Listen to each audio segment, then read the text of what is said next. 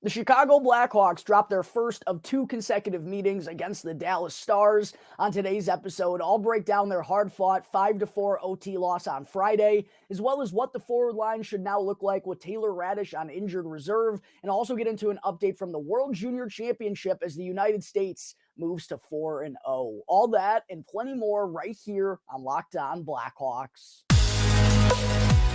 You're Locked On Blackhawks, your daily podcast on the Chicago Blackhawks. Part of the Locked On Podcast Network, your team every day.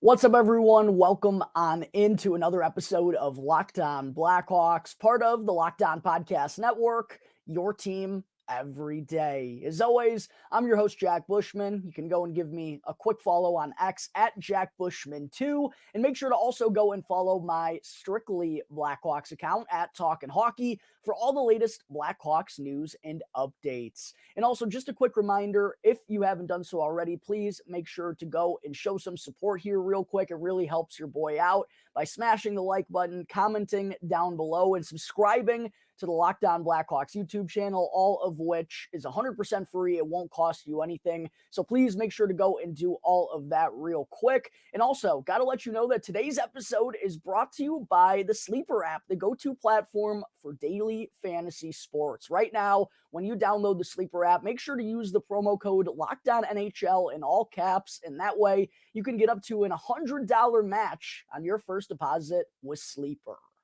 All right, good morning, everyone. As always, thank you all again for joining me on another episode of Locked On Blackhawks, your one-stop shop for all things Chicago Blackhawks. First, let me just say Happy New Year's Eve to everyone out there. Hope you all have some fun and exciting plans drawn up here for New Year's, although I know it's on Sunday this year, which is, I feel like, throwing everything off a little bit with Christmas being on a Monday.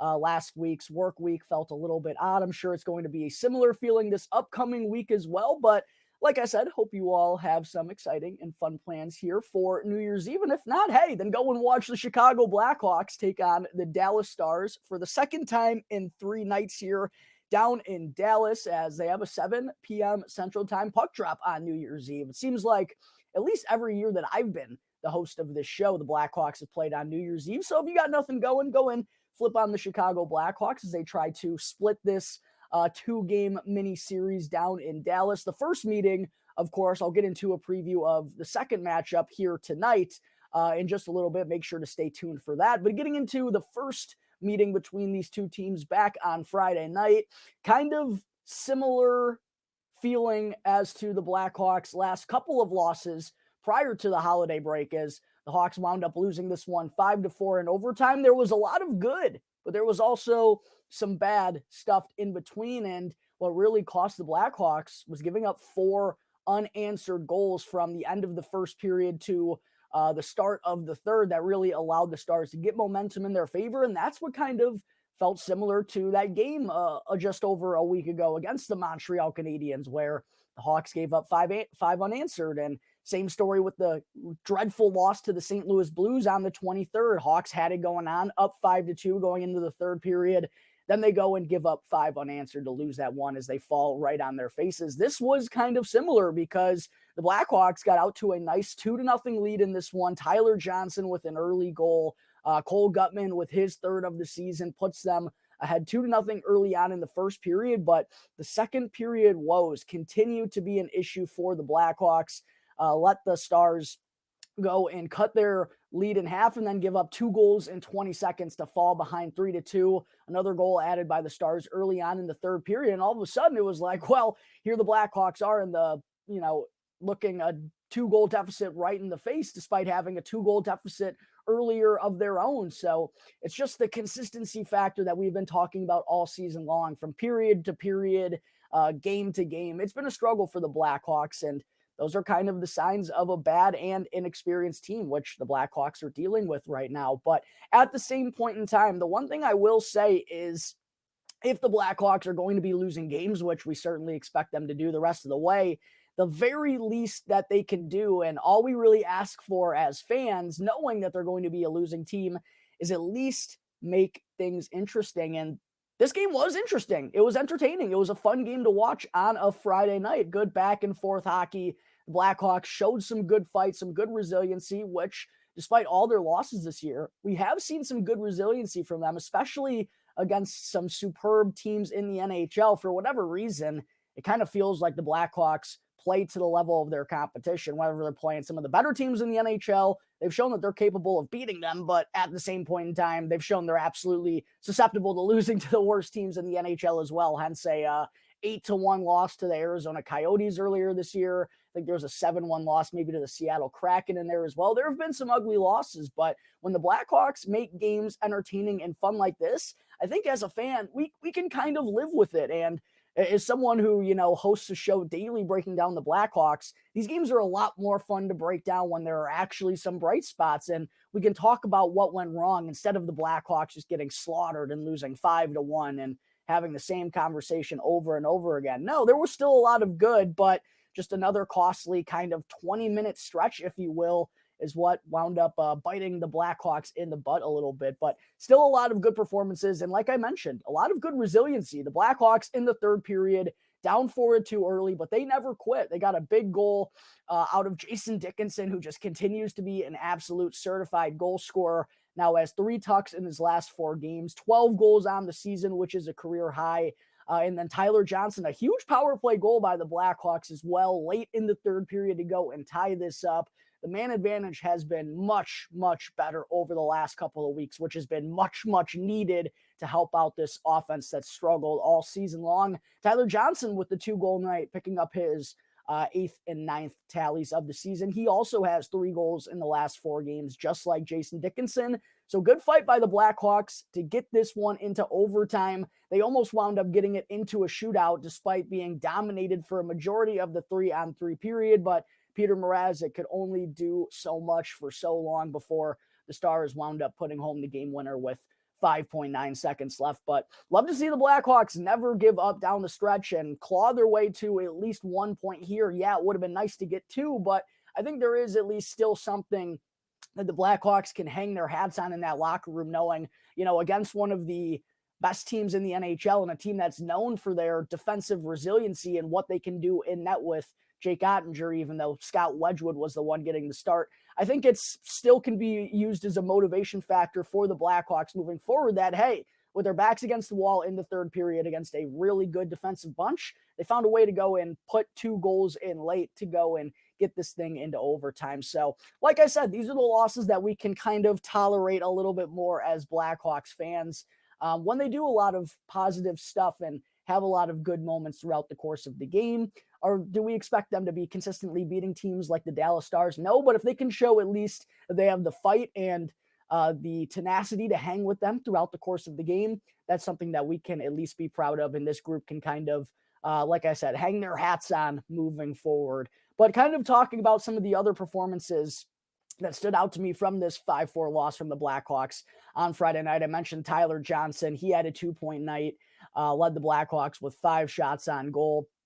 Jason Dickinson was great, but how about the fourth line of Lukas Reichel, Cole Gutman, and Mackenzie Entwistle? Nice to see Reichel pick up an early point in this one with a primary assist to set up Cole Gutman on his 3rd goal of the season. That one had to feel good for Reichel, and it's kind of getting to this point, and I completely disagree with this mentality of how the Blackhawks are handling him, by the way, but feels like we're getting to a point where Luke Richardson, it's like Lukas Reichel has to get a point down in the bottom 6 for him to get an opportunity in the top 6. To me, that doesn't make a whole lot of sense, but it feels like that's where we're at with Lukas Reichel. So by having a really solid performance on Friday and picking up a primary apple on Gutman's goal, maybe that allows him to jump back up into a top 6 opportunity here tonight, especially with Taylor Raddysh now being out of the lineup. Like I mentioned off the top, I'll be breaking all that down here in just a second in segment 2. Also got to give a shout out to Cole Gutman, though, one of his better performances of the season. And whenever a guy like Gutman, who despite being recalled has kind of been in and out of the lineup, it's nice to see him make the most of an opportunity when he gets a shot to play like this one.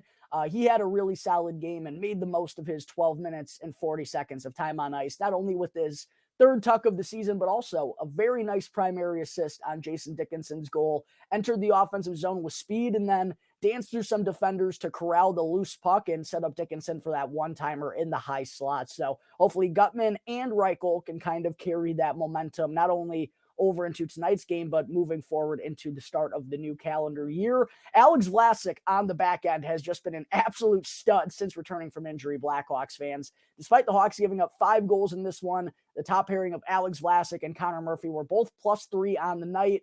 Vlasic added an assist, 5 block shots, and was +3 in a team-high 25 minutes and 32 seconds of time on ice. And I also believe, if I read this right from Ben Pope, I probably should have done this homework myself, but he now has 5 assists in his last 8 games. So his puck movement has been great, going from the defensive zone to the offensive zone, maybe even been a bit underrated so far this season. And that might be because how good he's been defensively at disrupting plays with that long reach of his, making confident reads in the defensive zone. I feel like I've been saying this all year long, but Alex Vlasic continues to be the Blackhawks' sharpest defenseman this season as a rookie, which is very impressive in and alone of itself. And then I also want to give a shout out to Anthony Beauvillier, who has been a nice little piece since the Blackhawks acquired him from the Vancouver Canucks. Now has 6 points, in 13 games since joining Chicago after picking up an assist in this one. And a couple of things that I like about Beauvillier, even though I feel like the numbers have gone under the radar a little bit, he puts the puck on the net with a purpose,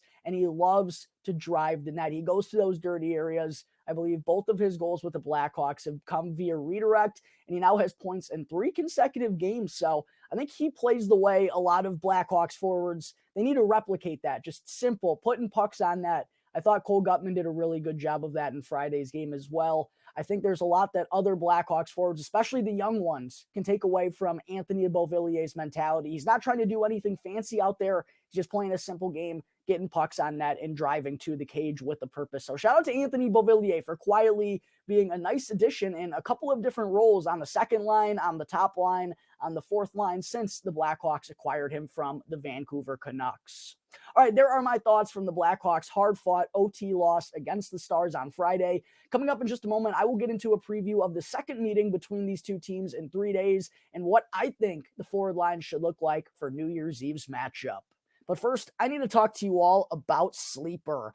A new NHL season brings all sorts of possibilities. Connor Bedard could be scoring 40 goals during his rookie season, and it looks like he could be on his way to the Calder Trophy, and you could be winning big playing alongside him at Daily Fantasy Hockey with Sleeper, the official daily fantasy app of the Locked On NHL Network. And Sleeper is our #1 choice for daily fantasy sports, especially daily fantasy hockey, because with Sleeper, you have the chance to win 100 times your cash in daily fantasy contests. And all you have to do is simply pick whether studs like Nathan McKinnon, Connor McDavid, or Connor Bedard will record more or less than their Sleeper projections for goals, assists, points, shots on goal, and more in any given game. And again, Sleeper offers you the chance to win 100 times your cash in daily fantasy action. So pay attention, make the correct picks, and you could be winning real big.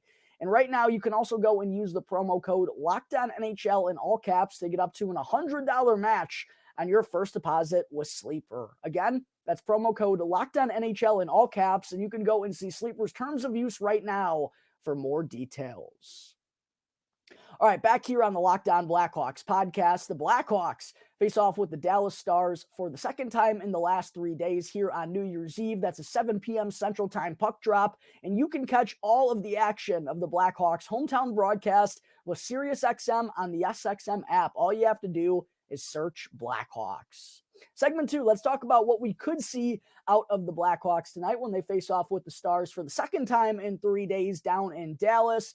First, though, I do want to mention Taylor Raddysh is the latest member of the Blackhawks to get bit by the injury bug, as the Hawks officially placed him on injured reserve yesterday after he was forced to leave Friday's game early with a left groin strain. And what was kind of interesting was there was nothing in particular that looked odd or looked like it could have caused this injury for Taylor Raddysh, other than a little bit of like a weird stride when rounding the corner and going behind the Stars net. It was like he kind of turned a little bit awkwardly, but it didn't look like it was anything too serious. But nonetheless, wasn't able to return for the Hawks in the final 40 minutes. And now we know he is out for officially a week, at least, after being placed on injured reserve.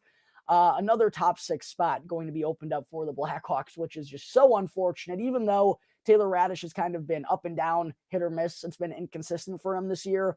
It's still another tough loss. And when you go and look at who the Blackhawks have on injured reserve right now, it's pretty tough, man. Seth Jones, Taylor Hall, Andreas Athanasiou, Taylor Raddysh, and Joey Anderson, all on injured reserve for the Blackhawks right now. Times be tough, Blackhawks fans. But as a result of Raddysh going on injured reserve, now being out for at least a week, like I mentioned, Boris Tkachuk is the one who has been recalled from the Rockford Ice Hogs, kind of on an emergency basis, just to give the Blackhawks a 13th forward during their road trip. And I actually like seeing Tkachuk back up after a little bit of a small stint in Rockford, where he had 5 points in 6 games, 3 goals and 1 assist, maybe it was, I want to say. Either way, pretty effective small stint for Tkachuk back down in Rockford, and maybe that gives him a little bit of juice and motivation to come back up here and play with a purpose, knowing he has to make the most of this chance in order to crack the NHL roster once again for a permanent role. But it's starting to get real tough for the Blackhawks. Whenever it seems like they're getting in a groove or getting things settled or getting guys back, another player ends up going and biting the dust. Hopefully it'll be a quick return here for Taylor Raddysh. But with Taylor Raddysh out of the lineup, that means there's another top 6 spot open. And I feel like there's a pretty good opportunity that, or a pretty good chance, I should say, that head coach Luke Richardson hits the blender with the forward lines ahead of the second meeting with the Dallas Stars. So with that being the case, I think this is a good chance for me to discuss what I think the Blackhawks forward line should look like at this point in time. If you've been watching the show regularly these last few weeks, you know I have kind of a, I don't want to say a disdain, but I have a idea of what these forward lines need to look like. And I don't think Luke Richardson has been feeling the same way about it, particularly with Lukas Reichel being in the bottom 6. But now with Raddysh out and Reichel coming off of a good game on Friday night, I don't see how you don't put him in the top 6, unless maybe you want to keep him working well with Cole Gutman. Still, I just think you got to give Lukas Reichel more of an opportunity. 6, 7, 8 minutes a game, it isn't going to cut it. Even when he's struggling, he just needs more of an opportunity. I don't know how he's going to prove himself if he's skating 6 or 7 minutes a game. So for me, I don't know what more needs to happen for Lukas Reichel to get into the top 6. It's pretty ridiculous at this point in time, but I also think there's an opportunity for him to get back up on the top line after Bedard, Foligno, and Kurashev were pretty quiet on Friday night. They didn't find the back of the net once as a trio and were on the ice for 3 goals against. So I have 2 kind of options here. One is if Richardson wants to keep Foligno, Bedard, and Kurashev together. I feel like the second line could be Anthony Beauvillier, Jason Dickinson, and Tyler Johnson. After Raddysh went out, I thought it was noteworthy to see who Richardson was trying to keep together, and it seemed like he liked Anthony Beauvillier and Tyler Johnson out there at the same time. So I think it would make sense to have Jason Dickinson centering them, and that would leave Lukas Reichel and Cole Gutman still together on the third line. Just instead of Mackenzie Entwistle, you can go and have Ryan Donato out there, and then on the fourth line, you can put together Reese Johnson, Mackenzie Entwistle, and Colin Blackwell. And I think even though Tkachuk was recalled, I think you want Reese Johnson in the lineup here tonight, as this game could get a little chippy with it being the second meeting in 3 days between these division foes. I think you want a guy like Reese Johnson in the lineup there tonight. So that's what I would go with if you're Richardson, wanting to keep that top line together of Bedard, Foligno, and Kurashev. If you're okay with mixing them up, then this is what I personally would go with in terms of the forward group.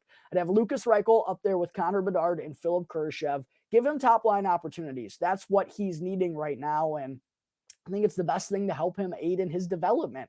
Then you can still keep together the trio of Anthony Beauvillier, Jason Dickinson, and Tyler Johnson on the second line. The third line, you can go with Nick Foligno, Cole Gutman as the third line center down the middle, and Colin Blackwell. I think that gives you a little bit of everything on that third line. And then you can also have Boris Tkachuk, Mackenzie Entwistle, and Ryan Donato, Mackenzie Entwistle, and Reese Johnson down there on the fourth line. So those are the 2 options that I would personally go with out of the forward group. The biggest thing, though, is give Lukas Reichel the opportunities that he needs to be getting right now. And then on the back end, if Nikita Zaitsev is healthy enough to go, he's got to be in the lineup for Jarred Tinordi this evening. Jarred Tinordi was a -3 in this game on the second pairing with Isaac Phillips, the game on Friday, I should say, and he truly earned that -3. I mean, played a pivotal role in the Stars scoring all 3 of those goals. And at this point in time, man, this is kind of what I've been saying all year. There's no way when everyone's healthy on the back end for the Blackhawks, which, could be never, but whenever Seth Jones returns, there's no way that Isaac Phillips should be sitting or even be in Rockford behind guys like Jarred Tinordi and Nikita Zaitsev. And I get it. Jarred Tinordi was a good pro last year. He stepped up and blocked shots and earned that 1-year contract. But now he's just hurting this Blackhawks defense. The last couple of losses against Montreal and St. Louis, he was bad in those third periods, took penalties in the third period in both of those games, got walked a couple of times in this game on Friday against Dallas. He's hurting this Blackhawks team more than he's helping them. And I know right now they kind of don't got a choice but to play him. Nikita Zaitsev's healthy. You got to get him back in the lineup over Jarred Tinordi. And I just don't think there's the need for both of those guys unless the Blackhawks are dealing with injury issues. Right now they are, so I understand it. But Isaac Phillips better be an NHLer when Seth Jones is returning, because there is no way, there is no world in which he's worse than Nikita Zaitsev and Jarred Tinordi. So we'll see if Zaitsev is healthy enough to go in this one. He missed Friday's game due to an illness, but if he's capable of going back in, they got to get Jarred Tinordi out after the struggle fest that he had on Friday night. And then in that, Peter Mrazek going to make his 3rd consecutive start with the Blackhawks. Like I mentioned on the last show, I think with Arvid Soderblom's issues, the Blackhawks have no other choice but to kind of ride Peter Mrazek a little bit more consistently here, because it's just been such a hard time for Arvid Soderblom. And Richardson even said he just needs to spend some more time practicing with Jimmy Waite. So as a result of that, Peter Mrazek is going to be the workhorse for the Blackhawks the next couple of weeks, which isn't the worst thing in the world considering he's been kind of standing on his head on a nightly basis and consistently giving the Blackhawks an opportunity to hang in ball games. And that's kind of, again, all we can ask for as fans at this point in time, given the roster situation. All right, folks, there are my final thoughts ahead of tonight's meeting with the Dallas Stars. Coming up in just a moment, I still have to get into a recap of the United States' impressive 10-2 win over Slovakia this morning. But first, I need to talk to you all about AG1, the daily foundational nutrition supplement that supports whole body health. I gave AG1 a try, and now I drink it literally every day because I was just so tired of taking so many supplements, and I wanted a single solution that supports my entire body and covers my basis every single day. And all I do is drink AG1 right in the morning before working out or before I'm recording a show, or even if I'm just going to work, because it makes me feel unstoppable, like I'm ready to go and I've covered all of my nutritional basis. And thanks to AG1, covering my basis has never been easier. I just mix 1 small scoop with water and drink it first thing in the morning. And I also like it because it costs less than $3 per day, which is such a cheap and easy way to invest in both your health and your body. And if a comprehensive solution is what you need, then go and try AG1 and get a free 1-year supply of immune-supporting vitamin D and 5 free travel packs with your first purchase. All you got to do to take advantage of this is go to drinkag1.com/NHL network. Again, that's drinkag1.com/NHL network to check it out right now. Back here on the Locked On Blackhawks podcast, part of the Locked On Podcast Network, your team every day. Make sure to go and smash the like button, comment down below, and subscribe to the channel if you haven't done so already. And also make sure to go and check out the new Locked On Sports Today, because Locked On has launched the first ever national sports 24/7 streaming channel on YouTube. And Locked On Sports Today is here for you 24/7, covering the top sports stories of the day with the local experts of Locked On, plus our national shows covering every league. Go to Locked On Sports Today on YouTube and subscribe to the first ever national sports 24/7 streaming channel. All right, segment 3, real quick before I wrap things up. Big reason why I'm up early here this morning getting the episode out is because I was tuning into the United States and Slovakia facing off with one another at the 2024 World Junior Championship. Both teams 3-0-0 entering this matchup, playing for a chance at the top seed in the group heading into the elimination round. A really big matchup at the top of the group, but an interesting choice from Slovakia prior to puck drop, as Blackhawks goaltender prospect and the first goalie off the board in the 2023 NHL draft, Adam Gajan, did not get the start here for Slovakia, as they elected to rest him ahead of the elimination round, even though they had an opportunity to go and clinch the number one spot in the group. The Slovaks elected to go with their backup to rest up Guyane for the medal round, which I kind of understand, but at the same point in time, thought this would have been a huge opportunity for Slovakia to make a statement and to go and beat the United States for the second consecutive year in the World Juniors, and they wound up getting smoked. So to me, this wound up being the wrong decision for the Slovaks, but we'll see if it winds up working up in the end, as the United States remains undefeated. They moved to 4-0-0 with a whopping 10-2 win over the Slovaks this morning. Although when you look at the final score, you think blowout. That wasn't the case for most of this 1-2 periods. The United States were actually only up 2-1 through 38 minutes of play before kind of figuring things out late and really pulling away and making it ugly in the third period, but still a nice solid win for the United States to go undefeated during the preliminary round. All four Blackhawks prospects on the United States wound up finding their way on the stat sheet. I do want to mention as well, Oliver Moore received a bump up in the lineup as the United States were without Jimmy Snuggerud in this game. He's been playing on the top line for the United States so far in the tournament. Moore jumped up in that spot, getting a chance to play with Cutter Gauthier and Rutger McGroarty in this one. McGroarty wound up picking up the hat trick, and Oliver Moore picked up a primary assist on the opening goal of the game, the first of three today by McGroarty, driving the net with a purpose, utilizing his speed. And I'll tell you what, Blackhawks fans, based on what I've seen from Oliver Moore so far, I don't think he's been deserving of the 13th forward spot. I think he has been better. It's just a really deep forward group for the red, white, and blue, but could be a chance that Oliver Moore gets more playing time, even with Snuggerud coming back, based on how well he's played when given an opportunity. Sam Rinzel stayed on the third defensive pairing. Gavin Hayes remained on the fourth line. Frank Nazar continued to center the second line with Isaac Howard and Gavin Brindley. Both Rinzel and Gavin Hayes actually picked up assists on Zeev Buim's goal to put the United States ahead 2-1. Good play by Hayes to drive the net with a purpose, but he actually wound up getting ejected in this game for kneeing. So his night, unfortunately, was cut a little bit short, but I liked what I saw out of Hayes prior to that. Those were the lone points from Hayes and Rinzel in this game. And the main talking point in terms of Blackhawks prospects for the United States continues to be Frank the Tank Nazar, baby. A full-blown dish display during the World Junior Championship. Picked up another 2 assists in this win for the United States. One primary, setting up Isaac Howard for another beautiful goal. Ike had 2 goals today. Gavin Brindley wound up finding the back of the net as well. That trio has been magnificent for the United States, and Frank Nazar is having himself an entire a heck of a tournament. Now has 8 assists so far at the World Juniors, and I'll tell you what, he's within striking distance of the United States all-time record for most assists in one World Junior. That was set by Doug Waite with 14. He's actually the only one to record more than 11 in a single tournament, but Nazar is getting pretty close there with 8 already on the tournament before hitting the medal rounds.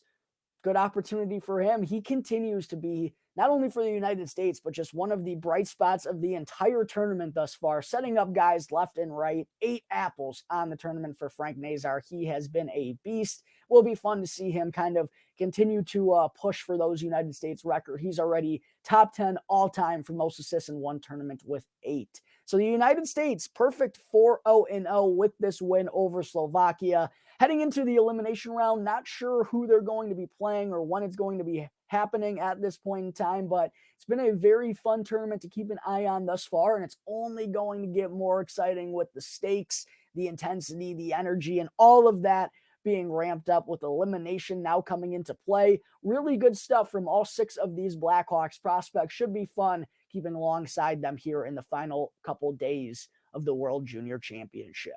All right, Blackhawks fans, that is going to wrap up today's episode of Locked On Blackhawks. As always, thank you all again for tuning into the show, and be sure to go and follow Locked On Blackhawks right now for free wherever you may be listening to your podcast, and to go and subscribe to the Locked On Blackhawks YouTube channel, and that way you can get the latest episode as soon as it becomes available each and every day. As always, I'm your host, Jack Bushman. go and give me a follow on X at Jack Bushman 2, and be sure to go and follow my Strictly Blackhawks account as well at Talkin' Hockey for all the latest Blackhawks news and updates. So until the first episode of 2024, everyone have a safe, fun, and happy new year. Go Hawks. Let's see if they can pick up a nice win tonight over the Stars. Everyone enjoy your evening. I'll catch you on the next episode of Locked On Blackhawks, part of the Locked On Podcast Network, your team every day.